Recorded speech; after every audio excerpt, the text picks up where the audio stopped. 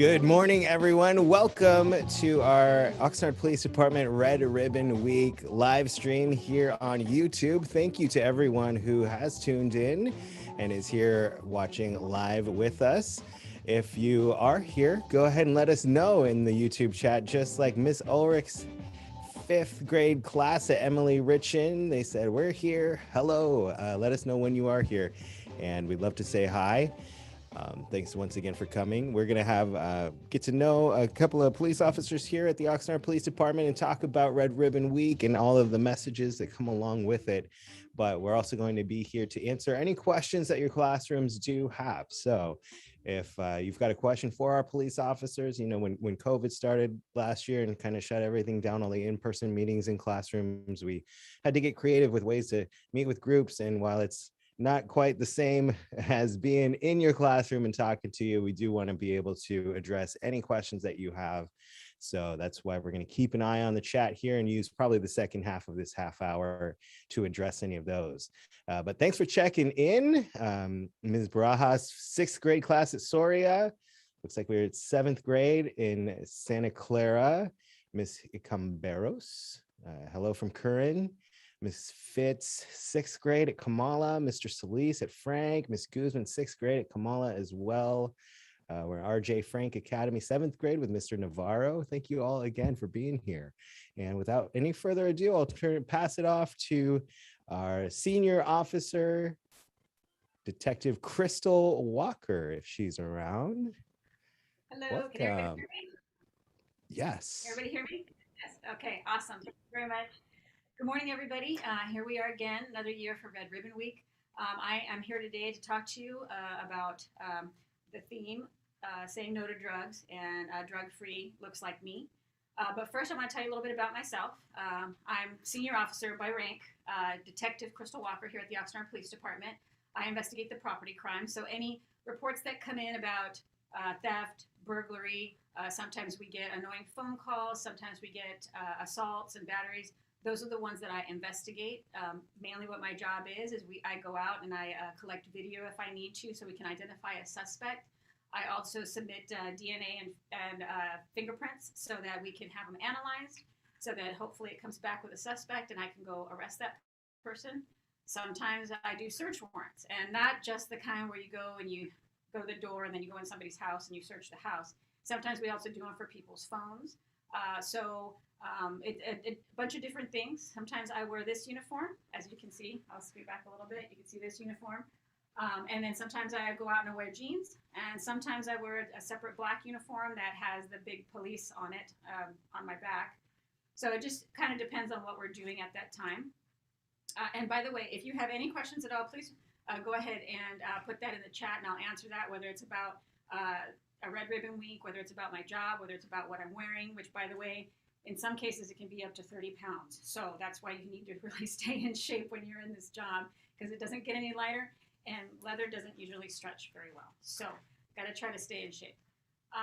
Another thing that I actually do in my job is we go out and we look for stolen vehicles. And hopefully when we find those stolen vehicles, we're able to block in the car and find the suspect at the same time so that the car can't go anywhere. And unlike the pursuits that you see on TV going all the way to LA, we try to stop that. We don't want that to happen because that's when injuries happen to innocent people, and we don't want that to happen.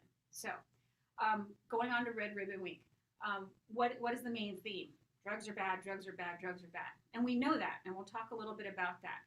But we also want you to know that there are other good things that you can do, other things that can help you lead a clean life, such as what you put into your body. Are you drinking a lot of caffeinated drinks? Are you drinking a lot of drinks with calories in them? Because a lot of people don't understand that all these drinks that you're having throughout the day have a ton of calories in them. And if you're not watching that, that's where any weight gain may come from. So think about that when you're choosing that next Monster or when you're choosing that next soda. Think about whether or not you should actually reach for the water instead, or maybe even a low-calorie kind of Gatorade, some kind of sports drink. Low calorie, by the way. So when it comes to that, an active lifestyle is also very helpful. For me, I don't suggest it for anybody else at this time, but I tend to work out 5 times a week. 2 days cardio and then 2 days cardio with some HIIT training. And that's, again, because I told you leather doesn't stretch, and I don't want to have to keep buying bigger belts because it's going to get heavier and heavier. And if I have to chase somebody, I got to pull that weight along with me. So I need to make sure that I stay in shape. For you, there's a bunch of different sports you can play. There's baseball, there's football, there's soccer. Another thing that I like to do is hockey. I played hockey for a really long time. I stopped playing for a little while because I didn't want to get hurt. I am getting a little bit older, but don't ask how much older because I'm not going to tell you. But playing all these sports are what's going to help you maintain your weight, going to help you stay healthy. Your heart will work so much better. And then make sure to drink all that water when you're out there. Don't let yourself get dehydrated. You're going to be playing all these sports. You're going to be sweating a lot. You need to replace all of that by drinking a lot of water. And it also flushes the bad things out of your system. And speaking of, when you start to use drugs, you put all of these different things in your body that you may or may not would have even thought to even put in your mouth. One of the things that we were talking about at one of the other red ribbon presentations is, would you eat a match? Okay, you have that red stuff at the top, the red phosphorus. That's used for different drugs. And would you actually eat that match? No. Then why would you have drugs that have that in it? A lot of the stuff that's actually under your sink, they use that type of stuff in the drugs, and you consume that. What do you think happens to your body? Well, your body's going to try to push it out in some way, and I'll tell you some different things in a little bit as to how it presents itself, and you're not going to like it very much, I guarantee. So what I'm hearing a lot about from one of our narcotics detectives is vaping. Vaping is a big thing that's out on those campuses, okay, especially in your age right now. Now, first of all, you shouldn't be even thinking about that. What you should be thinking about is, your studies, who you want to ask out to the dance, maybe what you're going to eat for dinner, things like that. Thinking about, I'm going to, vape today. Where can I hide to go do that? Or how can I, hide it from my parents? Those aren't things you should even be looking at. Now, also from what I understand, that not just the nicotine in the vaping, in the little containers, but there's also marijuana that you can put in there. Now, we all know marijuana is legal for adults, for personal use. For minors, it's not legal, so you should not have that, okay? Again, nicotine. Nicotine is another thing that you should not have in your system, and nicotine is also illegal for minors to possess. When it comes to e-cigarettes, same difference, okay? Nicotine, you shouldn't be introducing that into your body. Because think about it. Remember I was telling you should be thinking about the person that you're going to go ask out for the dance or whatever, or take them out to the movies. I'm not sure. That's what they did when I was younger, but they might do something a little different now in these days. But think about it. You're walking down the hallway and you're looking for your crush, right? Your crush is going to come out from second period. They're going to come from, whatever class it is, and they're going to pass right by you. And you're like, oh, I get to see him again today. And this time they come right up to you. They come right up to you and they say, hey, so-and-so, you want to go out? And you notice that their breath smells really bad. And you're like, okay, well, all right, maybe he didn't have enough time or she didn't have enough time to, brush their teeth today. And then they're having this acne issue, okay? And it's a little bit more than you noticed before. Now, remember I told you that when you're putting these things in your body is going to try to get rid of it and push it out? Well, that's what happens a lot. And a lot of people that I see that have used narcotics, they start to get this acne, and it's really not nice to look at. Now, normally you're going to get that as a teenager, but this is worse. Also, there's other sores that you get on your body depending on how you use or what type of drugs that you use. If you inject a lot in the site that you're injecting, it could become infected and they become abscesses. All right. So you're looking at your crush and you're thinking, okay, I'm not so much into this person anymore because what they're presenting to me is not the best. But then over time, you may look at them and they're starting to look older than what they really are. I've seen many people who've been arrested that, and I'm going to date myself, sorry, I am 46, but some of the people that I've arrested that are in their 30s look 10 years older than me. And that's kind of sad. But that's what happens. And it's not just drugs, it happens with alcohol as well. You start to prematurely age.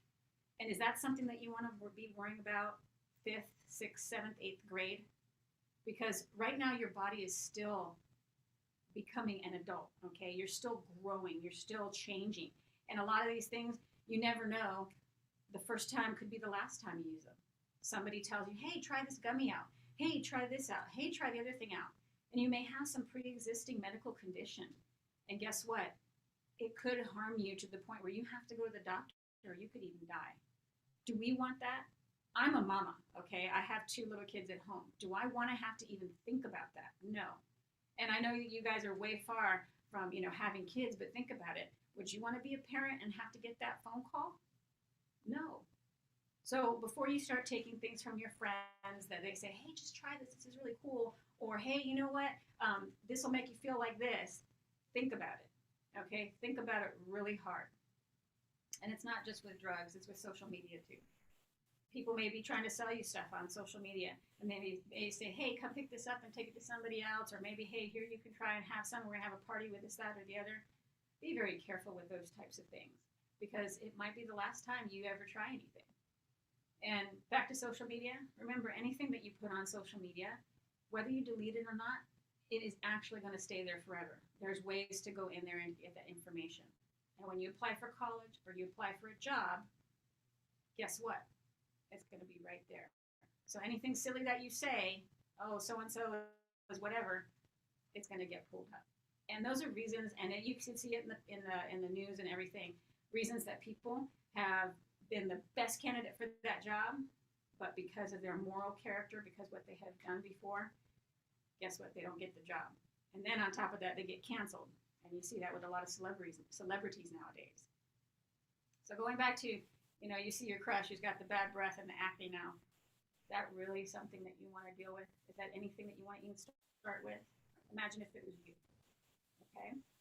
So if you have any questions at all, please go ahead and tell me. I know I went through a lot of information, but it's what you needed to know right now. I think a lot of the students as well are thinking about, or maybe not even thinking ahead to after school once they graduate and they start to decide or get an idea of what they want to do professionally for their careers. Can you touch on, what effect doing drugs now would have on your future? Well, depending on whether you use them or actually you get so involved that you sell them, either way, it could stop you from getting a job. Like I said, felony convictions, which a lot of drug crimes are, you have to admit that. You have to admit that on job applications. You have to admit that on college applications. You have to admit that when you're renting an apartment. They want to know if the people that they're bringing into their organization are stand-up citizens and if they're going to follow the law. Like for police officers, if you have felony convictions, you can forget it. If you have certain types of convictions, misdemeanors, you can forget it. Because when we are put on the stand, when we are in the public, they want us above reproach, which means they don't want people going, oh, well, I know what that person did. They did this, that, and the other, and you're arresting me for this. So you gotta make sure that you understand you have to live a clean life, and you have to make sure to take care of yourself, because if not, it's going to close a lot of doors for you along the way. Absolutely. Now we're getting some great questions here in the chat, and we've got three in a row from Miss Ulrich's 5th grade class at Emily Richin that really kind of all are in the same vein. And if you forget them as we go, I'll remind you, but can and should kids use them? I think there's an obvious answer to that we can just reinforce. What do drugs do? And why do drugs and smoking/vaping even exist? Okay, so should you take them? No. Drugs, no. Vitamins, yes. Take your vitamins every day. Obviously, you're not going to take drugs. Like I said, it's poison. And you put that in your body, and it's going to come out somehow, some way, and it's not going to be good. And once you become addicted, you've seen it. You've seen it on TV. You see the way people look and what people do. And, starting out as being addicted to drugs leads to other crimes because you need to feed your habit. So a lot of the times, the crimes that I see in property crimes, the ones that we have to investigate, are people that have become addicted to drugs, and they are breaking into places and taking things so that they can continue their drug habit. And then you said, what was the second one? I apologize. Why do they exist? You know, I've asked myself that many times, and I've always wondered, but it just seems like human beings' ingenuity knows no bounds. And somewhere along the line, there were plants like marijuana that, without any type of interference by man, were discovered, and they used them, for rituals. I mean, I know Native Americans have used like peyote and other types of herbs for their religious rituals. But I think at one point, people started changing and using different types of chemicals to try to advance the high that they got. And then that's where it just kind of just kept going. And then over the years, you see how there's a new popular drug, I guess you could say. When I first started, it was meth and cocaine, and a little bit of heroin, and then now it's like fentanyl.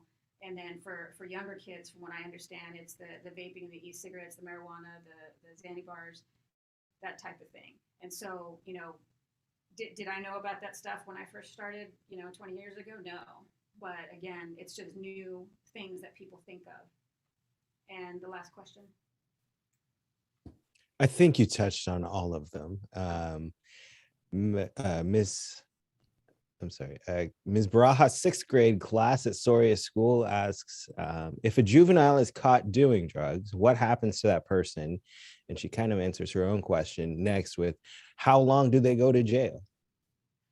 Well, it all depends. And before I answer the question, I don't want to be a negative Nancy. I want you guys to be informed. That's why I'm telling you all this stuff. I know it sounds like kind of a downer, but just keep in mind that this is not you if you don't choose it to be you.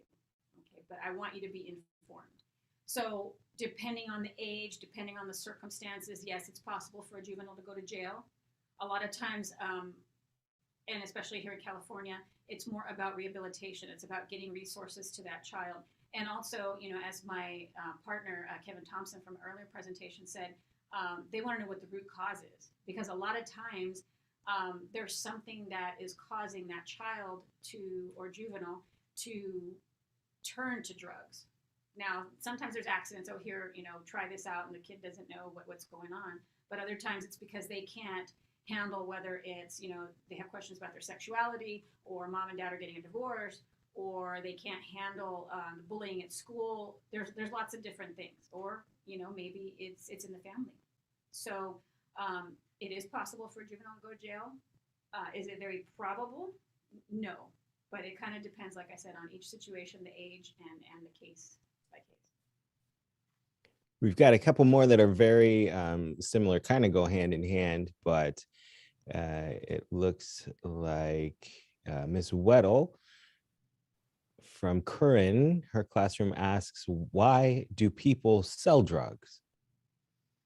A lot of the times it's the money, because you have so many people that are addicted to a drug that is, manufactured by someone else. And there's a difference. There are, narcotics and stuff that are prescribed by doctors, stuff that people can get addicted to that are prescribed by doctors, made by pharmaceutical companies. But that's because people are misusing their prescription. But still, those people could even sell that type of stuff. Now, when it comes to people that are manufacturing it on their own, it's a lot of it's the money. If you make a certain amount and then you charge a certain amount, and then maybe you cut it up with something else and it makes more, then guess what? You're going to have a lot more money that way. So that's a lot of it. And obviously they aren't scared of getting arrested because they keep doing it. And if they are arrested for doing it, they do go to jail. So Mr. Revelis, for eighth grade at Fremont, asks, how do we stop tobacco shops from selling vapes and cigarettes? Well, they're legal. If it's legal, we can't stop them. We can do certain things to kind of deter the selling to juveniles. But like cigarettes, it's legal if you're an adult, just like alcohol, it's legal if you're an adult. So, I mean, as long as it's not being used for an illegal purpose, like putting other drugs in it, I don't believe there's a lot we can do. But hang on one second.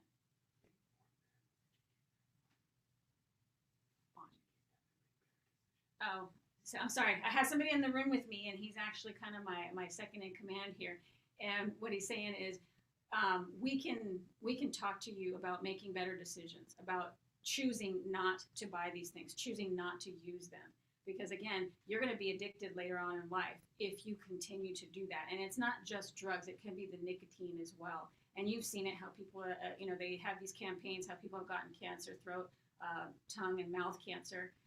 Do you want that? Do you want to deal with that? Right now, I know you feel invincible. Believe me, even me at my age, sometimes I feel invincible, but I realize that there are consequences to the decisions that I make. So you need to make good decisions, live clean, live healthy, and don't be a statistic. Yeah. Think about your future. Think about all the things you want to do, the great things you want to do in your life. And just know that every decision that you make is another step along the road, the path that you are choosing. Fifth grade, Mr. Garcia's class at Emily Richin asks, what should we do if we see someone who is dealing or doing drugs in our community? Well, you can always tell a trusted adult, have them contact the Oxnard Police Department. You can as well, but I think it might be easier and more. Your adult might understand a little bit more about how to report. We do have a way to report suspicious activity. Like, let's say you think that somebody's doing that, but you're not entirely sure. Online, if you go to our website, oxnardpd.org, there is a little button that says report suspicious activity. You can send it. You can also, there is a hotline for narcotics. You can leave a message there and, let the narcotics detectives know, and they can look into it, because you never know. They might already be looking into it, but they can't tell you. So, I mean, there's a bunch of different ways. If you see somebody doing it right then and you feel comfortable enough, call 911. But it's probably better if you call a trusted adult first and let them know what's going on. All right, we got a little bit of time left. So if any classrooms out there have a question that we haven't addressed yet, please drop it in the YouTube live chat and we'll try to get to it before the end of the hour here. I know you all have many things to go over along your school day here, but here's a question that kind of will lead nicely into a little slideshow that we've got prepared here from Mr. Navarro's class at RG Frank, 7th grade, asks, can being a police officer be fun? Absolutely. I have fun almost every day. I can't say it's every day, because there's sometimes when I come in and I'm not really into it, but that's just, I think, in anything. But I have so much fun. The main reason I got in was to help people. And in some of the cases that I've had recently, I have helped some people. And for me, it was a career maker, something that I'm going to remember for the rest of my life. And, it's hard sometimes, because you go to these calls and sometimes you do something and you don't realize what you did. It might even be just because you said something and you change somebody's life forever, and you'll never know. Only they will know. And you got to think about, hopefully today I change somebody's life. Hopefully today I help somebody. And that's what makes it fun. And I'm not gonna lie, sometimes, driving a little bit fast is fun too, but don't tell anybody I said that. Oh, pictures. This one is one of our community events. I believe it was one of the schools where they were doing free lunches and getting everything together. So you see our officers are volunteering there, and our chief is there as well. Traffic collision. That's a sergeant and a senior officer. They're directing, I guess, the resources that we have for that collision.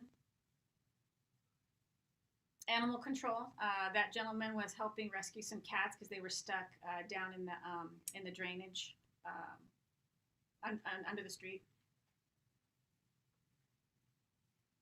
That's Senior Officer Daniel Casson with Capone. We have 3 canines. I'm guessing that would be a really fun job. I haven't gotten to do that yet, but they help us with narcotic searches and for high-risk stops. We have 2 other dogs, Rocky and Leo. Community cleanups. Sometimes, the communities need a little help. You got to go out in the community, you got to talk to them, you got to help them with what their issues are. Sometimes, you're thinking, oh, crime. Nope. Sometimes it's quality of life, and, those cleanups help with those quality of life issues. Soccer camp. Our Commander MacArthur, he put together a soccer camp, and you can see there's a bunch of officers. They're in the blue shirts. They're the coaches. They volunteered to help with this little soccer camp, and it was pretty successful. And again, a great way to get out and be active. Our traffic officers, they're out and about with their motorcycles, letting the kids get on there with the little radar gun and everything. It's awesome what they do. I would never be able to ride a motorcycle. I'd probably fall. The child seats, putting the child seats in the cars. Our traffic officers, a lot of them are trained to actually put the child seats in the vehicles and do it the right way, so that it's the safest it can be.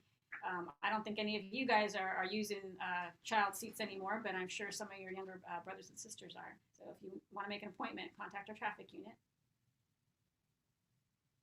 And our wonderful crossing guards, we have them because at some schools there's just too much traffic, too many kids, and we need somebody out there helping people cross the street. You can see she's at a pretty big intersection.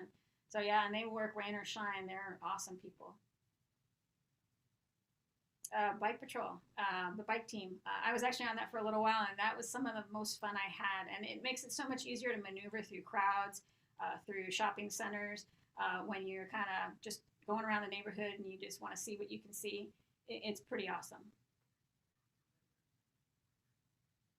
More presentations by our traffic unit. They go out and they talk to kids about being good pedestrians, being good bicycle riders, wear those helmets because you're underage, but also how to be safe in traffic, crossing the street, crossing those big intersections, because sometimes they have to ride their bikes or walk home on their own. And our mounted unit, it just came back. It's been gone for a little while, just came back. That's at one of the football games. I think it's pretty awesome. Those horses are huge, beautiful animals, and those guys have a lot of bravery getting on those things. Because again, I would probably fall off that too. You don't give yourself enough credit, I don't think. No, Senior Officer Walker. We got a bunch that came in, and just a couple minutes left here, so we'll go through as concisely as we can. What's the best way that you would tell someone to resist peer pressure? That's kind of a hard question. It changes, but a lot of times you just have to walk away. I remember a story my dad told me when he was little, and I promise it has to do with this, that he was stopped by the gang members in his neighborhood, and they told him, here's this pill, swallow it. And my dad, it's kind of funny, he's just the ingenious things that he does. He had long sleeves, and he let the little thing that they wanted to have him swallow go down his sleeve, and he pretended, and then they left him alone. And, he threw it away later. So I know that not everybody's going to be wearing long sleeves and stuff, but it's a good example of just if you act like you're going with it, but later you're not actually doing what they're telling you to do, it's probably the easiest way. Because if you start, resisting at that time, with so many people around you, or so many, whether it's on social media or whether it's in person, it could be pretty hard. It can be pretty hard. But you have to make that stand, and you have to be secure in the fact that you don't want to become addicted. You don't want to do whatever behavior they're telling you to do, because you want to move on in your life and you want to be good. And I would say too, I'm not a police officer, but I would say too that's anytime you're feeling peer pressure, that's a great opportunity to look around and take stock of who you're hanging out with, who your friends are, and maybe they're not the right friends to be around.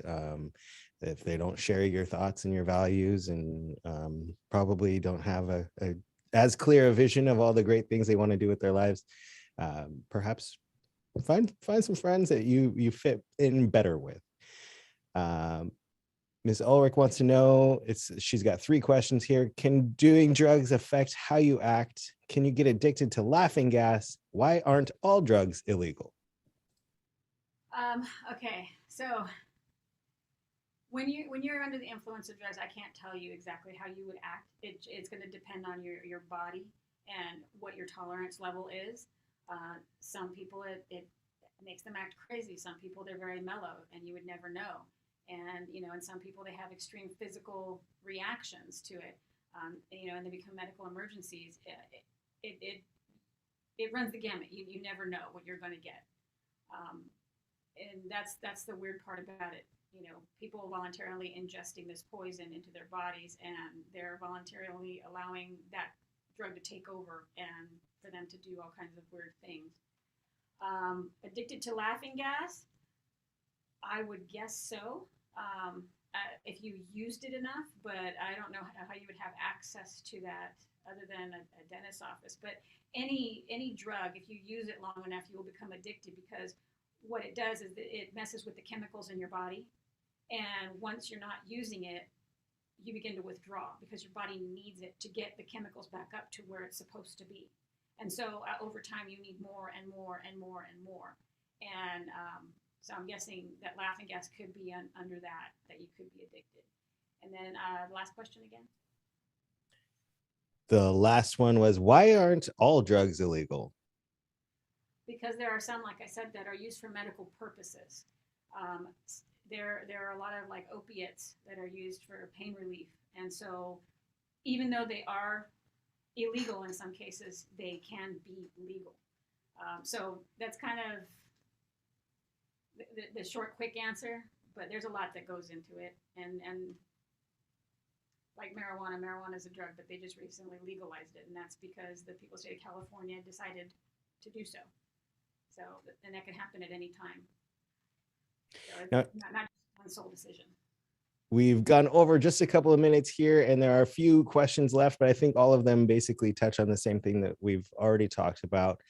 Mr. Revelis says, thank you for the presentation and for keeping our community safe. Oxnard PD is awesome. Thank you very much for that. And thank you everyone for being here.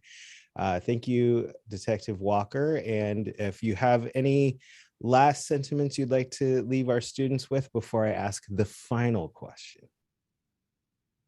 Well, I love all you guys. And if you see me, just, say hi. I'm not going to just keep going unless I don't see you. So make sure that you get my attention. But anytime you see a police officer, say hi, come up to them. They're there to help you. I'm there to help you. And anything you guys need, any questions you have, you can always contact us here at the police department. Or, you can find my number. You can find my email address. You can contact me. It'll be confidential. I don't have to tell anybody if you have, those other questions that you don't want anybody to hear about right now. But I'm here for you.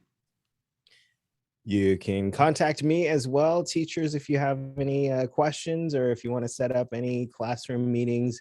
I will put my email address in the comments of this YouTube video, so feel free to reach out. We'd love to connect with you. The final question we've got from Ms. Fitz, and it's just it's not really Red Ribbon Week related, but if somebody wants to become a police officer, what is your advice? How would they do that? Well, obviously stay drug free.